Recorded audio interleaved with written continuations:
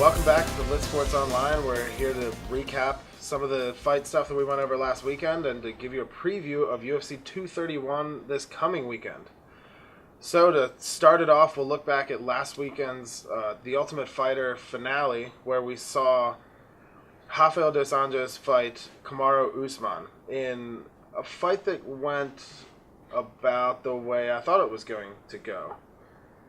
We saw Dos Anjos fight Colby Covington, who has a kind of similar-ish style to Usman in the sense that they're both very good wrestlers. They have a pretty decent striking game. They like to stay busy and use their striking to get in on the wrestling and do level change and control the fight based on, controlling where it happens. If you're controlling whether or not you're striking or grappling, you're controlling what the other guy can do.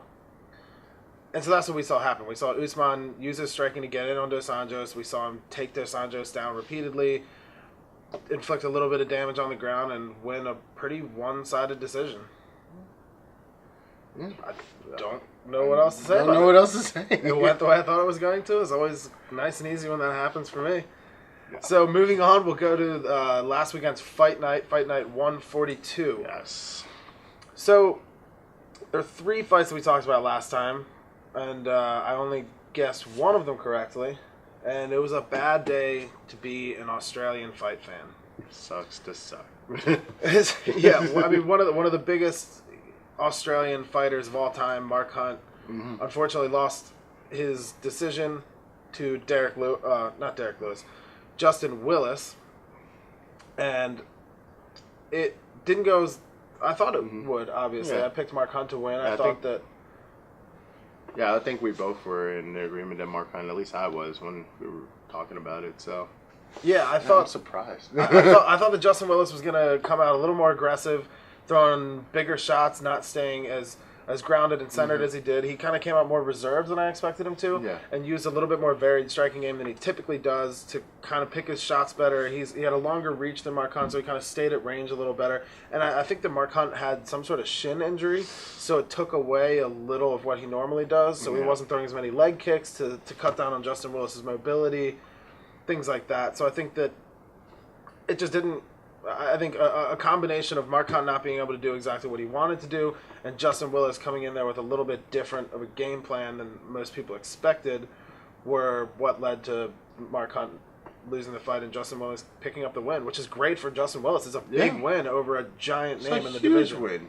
Yeah, Mark Hunt's a legend of the sport. And like I said in the last video, Mark Hunt's one of the most decorated strikers in heavyweight history. He's a kickboxing champion. He holds multiple other championships. And so for a guy like Justin Willis to pick up a win over a striker of that caliber is great for his career in the UFC, moving him upwards, and it's great. It's got to be great for the ego. Yeah, I mean, definitely you're walking around with that big dick energy. Like, you just beat one of the best guys in the UFC. Yeah. If you're not, something's wrong with you, dude. Yeah, and one of the biggest power punchers in the UFC too, and he ate some good shots. So he has to go into this moving forward, looking at some of the other guys in the divisions, like your Derek Lewis and your Francis Ngannou, who are murderous punchers. Yeah. But he's already come up against that, and Mark Hunt. So it's a good little boost in confidence in what you can do. Yep. So moving on, we had Tyson Pedro versus Shogun Hua, another up and coming versus a legend of the sport. And this one didn't go the way I thought it would go either. We've seen Shogun look a little spent as he gets further into his career. He hasn't looked as good in some of his recent fights. He's taken a lot of knockouts, things like that. And Tyson Pedro has looked phenomenal in some fights, and he's looked really human in other fights. I kind of expected him to come in and take over the striking game and use his size and his reach to keep Shogun at bay, and that's kind of how it went at the beginning of the fight. Tyson Pedro ended up getting Shogun and kind of hurt in the first round and put him in a bad position, but then made what ended up being a regrettable choice. And instead of, he hurt him with striking, and instead of keeping it at striking range when he had Shogun backed up against the fence and throwing some bigger shots at him and good strike placement, he ended up taking Shogun down instead, which allowed Shogun, clear his head a little bit and get back in the game. And then from then on out, I think Shogun had a little more striking success, but he also realized, at that point, he had an advantage in the grappling realm, and so he used that to his advantage. He mixed it up really well, got some takedowns, and controlled the rest of the fight, and pulled out the decision. So it's always good to see a legend, a former light heavyweight champion. Always good to see them come through in a fight you don't think they're going to win, especially this late in their career. Definitely a bit of a turnaround. I mean, you got a guy in the sense of his career, hey, still showing he can get it done. and against young, up-and-coming guys who have had a lot of hype behind them, which is... So it's good in one sense. Does this slow the hype down though?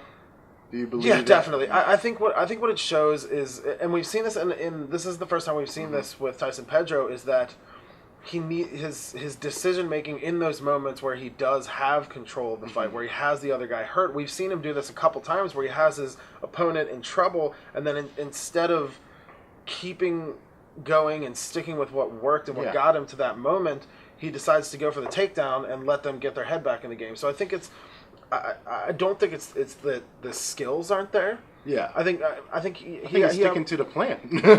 He and obviously he could use a little work on his ground game, but I think like I said, it's the decision making in that moment. I think he needs to somehow figure out what he should be doing when. Yeah, because he's made the wrong choice a couple of times, which has let opponents get back into the game when he could have potentially had them out of the fight if he had done something slightly different. Yeah. That being said, there's no guarantee that either of those things would work, but that's just what it looks like from the outside to me. Yeah. So I guess moving on to the main event from UFC Fight Night 142 is Junior Dos Santos versus Tai Tuivasa, and this is the one that I called correctly. I think, like I said, it went about as I expected to. Dos Santos is just the better striker, the more varied striker, better footwork, better fighting from range, and he's just... Tuivasa is one of those guys who's a brawler. He likes to walk forward, he likes to throw big shots, and Dos Santos is just tailor-made to take those guys apart. He is a great boxer, one of the best boxers in the heavyweight division, and he's a great counter striker. So, like I said, that's his style is built to beat the move forward heavy shots brawler, and that's what we saw happen. We just saw Dos Santos outstrike Tuivasa. We saw Tuivasa did have some success, and he did look good, and I think that he has a ton of potential, and he's way more athletic than he looks. Yeah, because he's a big Samoan dude that carries around a little extra weight. Dude does... Samoans in general are just more athletic than they look. Look at rugby. I mean, come on. Yeah, I mean, look at Mark Hunt. I mean, he's the same way. And but I gotta say, I love Tai Tuivasa. Dude's hilarious. He's after the fight, even though he lost, he's calling out Justin Willis, who just beat Mark Hunt, because he thought that Willis was disrespecting Mark Hunt in the lead up to the fight. Dude walks out and does shoeies in the cage or in the crowd, and just pours the beer into a fan's shoe and spits in it and then drinks it. It's disgusting and hilarious and awesome. Wow. The dude's just his personality is great. His fighting style is fun. So I think that regardless of whether he's beating that top level competition, he's gonna be around for a while, and he's entertaining as hell. So he's gonna build his fan base up. It goes back to what you were talking about, the entertainment era of the UFC. Yeah, it does definitely, and I think that's the type of shit you would see like in the WAE, like back like in the 90s. Yeah, and I think particularly for him, we have seen a lot of like Mark Hunt and Robert Whittaker have a pretty big fan base because of that. They're from Australia. There's a big group of Australian fans that will come out and will support and will love guys that kind of rep their culture, and he does that in spades. It's great. It's hilarious. So, moving on once again to the big fight from last weekend. Big fight. Oh my God. We had Tyson Fury versus Deontay Wilder for the WBC Heavyweight Championship. And this is a fight that's had some controversy around it. It was a super fun fight to watch. A lot of what I expected to happen did happen.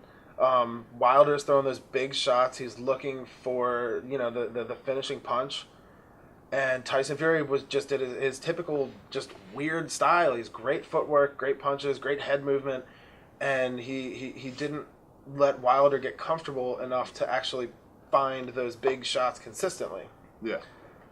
Then later in the fight, I think in the 9th round, we saw Deontay Wilder get his first knockdown. He caught Tyson Fury right behind the ear with a big shot as Tyson Fury was kind of ducking under a punch and dropped Fury. Fury came back before the end of the 10 count, came back, and looked pretty much fine. He kind of tied him up a little bit just to get his head straight again. And then again in the 12th round. Yep.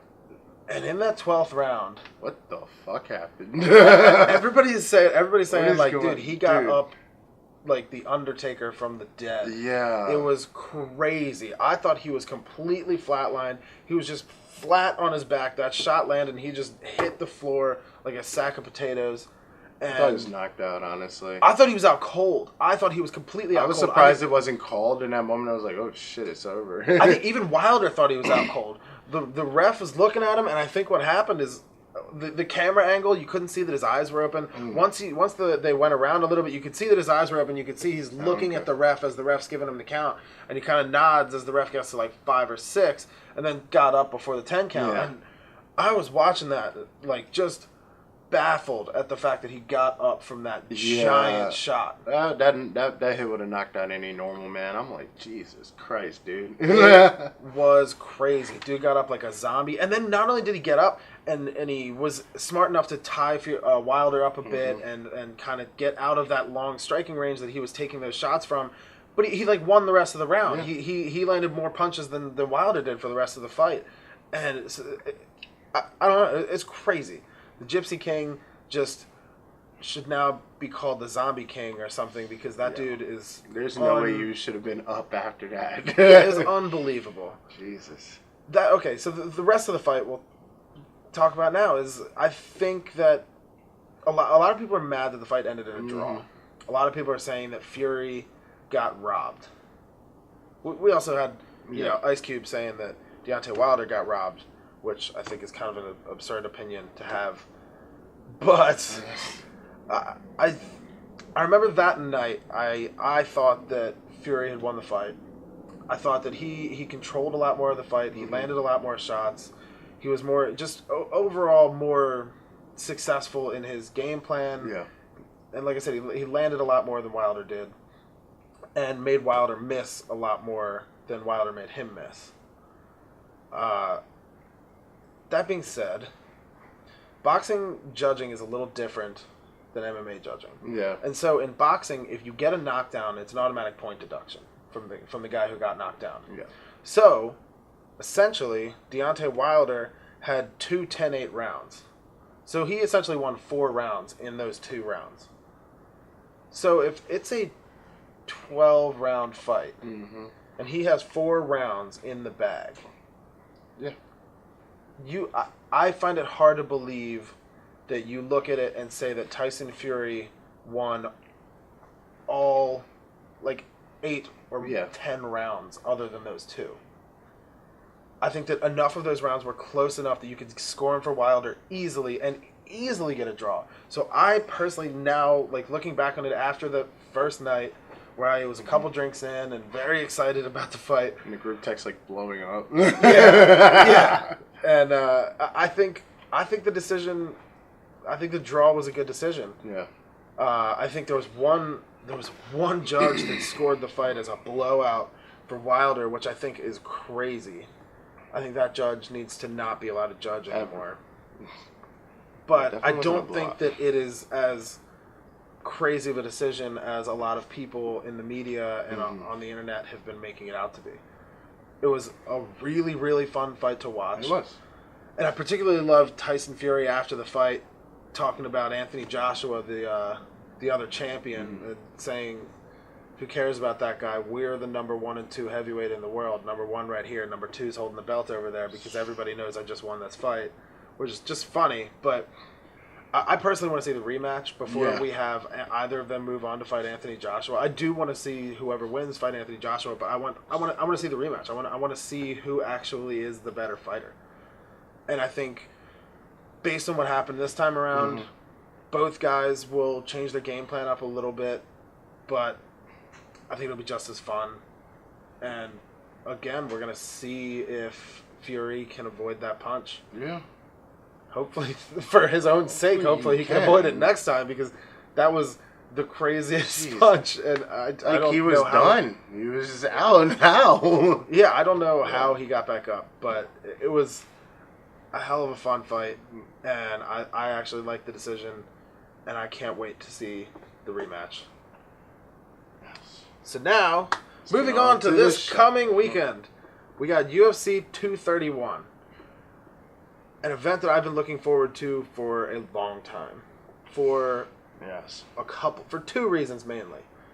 The main event, Max Holloway, the featherweight champion, defending his title against Brian Ortega. A fight that they tried to make earlier this year, and then Max Holloway had some unknown health issue that they still don't know what happened. That's weird. He was exhibiting a lot of concussion-like syndromes. He was slurring his words, and his eyes weren't opening all the way. He looked in real bad shape, and they pulled him out of the fight. And so I'm very excited to see this fight made again. It's a super exciting fight. It is who I think is the best featherweight we've ever seen. Now, when I say best, I mean best. Like skill for skill, the best featherweight ever. When you say when you hear people say who's the greatest or who's the best, a lot of people equate those to the same thing. I personally don't. I look at it and I say who's the greatest as far as their accomplishments have gone, and hands down, Jose Aldo. Jose Aldo is the greatest featherweight that we've ever seen. Just went on an absurd title run, beat out some of the craziest competitors. The level of people that he has fought throughout the entirety of his career is nuts. And I'm actually excited for the future of this division, because some of those guys are coming back and getting back towards the top of the division. We're seeing Ricardo Lamas pull out some wins. We saw Chad Mendez come back. It's an exciting time for the division. And we're seeing Brian Ortega, who I think might be the best grappler in the UFC right now. He is a super high-level Gracie Jiu-Jitsu black belt.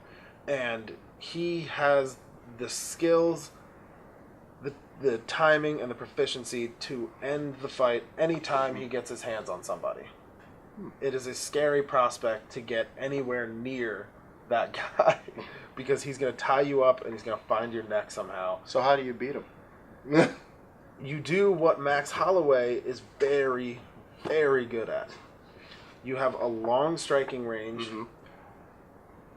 and you control the distance of the fight. Yeah. So Max Holloway, his specialty, he's not a huge dude, but he has a very long striking game. He leans heavy over his front leg, so his punches reach really far, and he has a really varied kick game.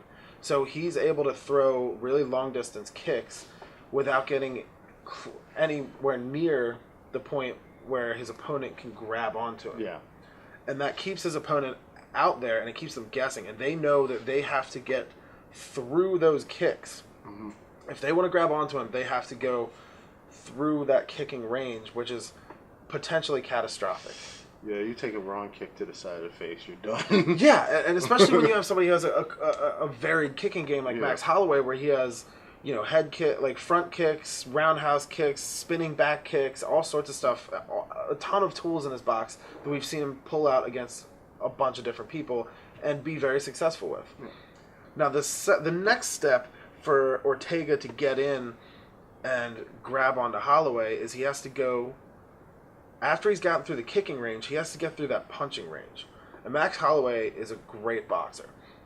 He's very busy. His jab is great. He has power in his right hand. Not a ton of power. He's more the guy who's going to land 400 strikes on you in 15 minutes. He's not going to land that one big shot that puts you out, but he's going to land enough on you that it's just going to wear you down. He just slowly chips down at that health bar. He doesn't have the falcon punch to take you out in that one shot. Yeah. But he's very, very good at it.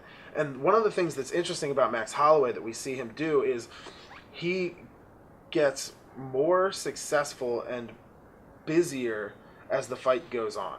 So both these guys are known for coming on very, very strong in the third round. And we've seen Ortega get a bunch of finishes in the third round after he has been down on the scorecards. And Max Holloway, when you look at his striking stats, he I think in his last fight against Jose Aldo, in the first round he had a 28% striking success rate, and it was like 28 punches out of like 80 something. Jeez. And then in the third round he had a 52% success rate, where he landed over 100 punches and threw 200 something punches. Jesus. So you see, not only do you see him being more successful with his strikes, but he throws a lot more. So that's where I see, like I say, you see him wearing people down as the fight goes on. He's going to land 20, 30 shots on you in that first round. Then that second round, he's going to land 80 shots on you. Then that third round, he's going to land 150 shots on you. And that is where you just can't take it for that long. Your body can only handle so much. Yeah. And so I think that for Ortega, getting through that striking range is a very daunting prospect. And I think that he needs to try to do that early and often. Because if he lets Holloway do what he typically does, which is you see him throw a couple strikes and he's just kind of gauging your reactions. Yeah. So he throws the punch to see what you're going to do, and then he throws it again to see if you react the same way. And then if he notices a pattern, he just banks that and goes, okay, I know what he's going to do there. And then he'll throw something else. He'll throw like a 1-2, and then he sees how he reacts to that. And he slowly gathers the information. Yeah. And then by the time he gets to that third round, he has figured out almost every reaction he needs to just go, I know exactly what I need to do, because if I do this, he'll go this way, and then I can do this. Which is what everybody does. Yeah. And that's what Brian Ortega does on the ground. I think so there's two big differences, and it's Holloway's level of striking far outweighs Brian Ortega's, but Brian Ortega's ground game far outweighs Max Holloway. Yeah. And so I think that the two biggest things for Ortega are going to be getting through that striking range to get his hands on Holloway, and finding a way to get the takedown, which is not one of his strong points. While he's a phenomenal grappler and has great finishes on the ground, great chokes, just great. His nickname is T-City, for Christ's sake, Triangle City. And but when you look at his stats, Ortega only has like a 14% takedown success rate, which is really low for somebody who's known as being a grappler. And Holloway has a really high takedown defense rate of like 83%. So you have one guy who really wants to get to the fight to ground but isn't good at getting it there. One guy who really wants to keep it standing and is great at keeping it there. So the question is, for me, is can Ortega get through those shots and get Holloway to the ground? Or can Ortega find some success in the striking game to wear Holloway down a little bit and actually land that big shot? He is. We've seen him land some big shots on people before and put people out in pretty quick fashion. We saw him land a giant elbow on Frankie Edgar and then an uppercut to finish it. We saw him land a giant knee on Clay Guida and put him out, where neither of those guys had ever been knocked out before. So it's a really interesting fight. It's a kind of a conflict of styles, and it's just a question of, can Holloway keep it at range, or can Ortega get it to the ground for me? I think, honestly, I would go with Holloway. I mean, just his ground defense, I mean, that's enough to stop him. The percentage isn't there, in my opinion. Yeah. And then when you mix in the strikes, there you go. Hopefully, for his sake. The other question I have is, what's his health look like? He hasn't quite looked the same in interviews as he normally would. And so if he's still having some lingering health problems, that could be a big detriment to the fight, and it would sway the favor in Ortega's way in a big way. But healthy. Yeah. So we have another title fight on this card. Yes, we do. We have the inaugural flyweight championship.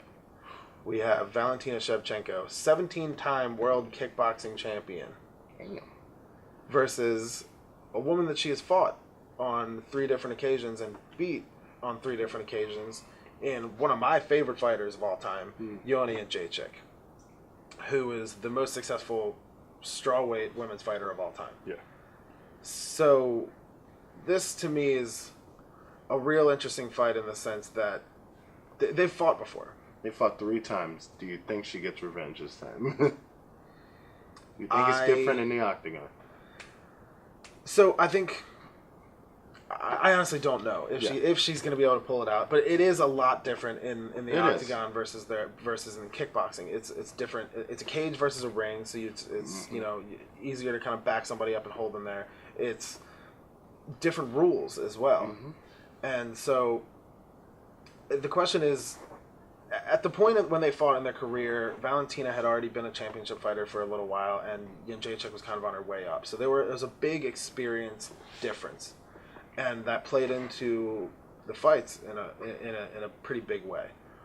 So the question here is Valentina's size enough of a factor to override Joanna Jędrzejczyk's work rate? Because Joanna Jędrzejczyk throws a ton of strikes. She just goes in there and just walks forward and just keeps throwing strikes the whole time. A really, really varied striking game. She throws low kicks, she throws body kicks, she throws head kicks, she throws push kicks, she throws front kicks, she throws spinning kicks.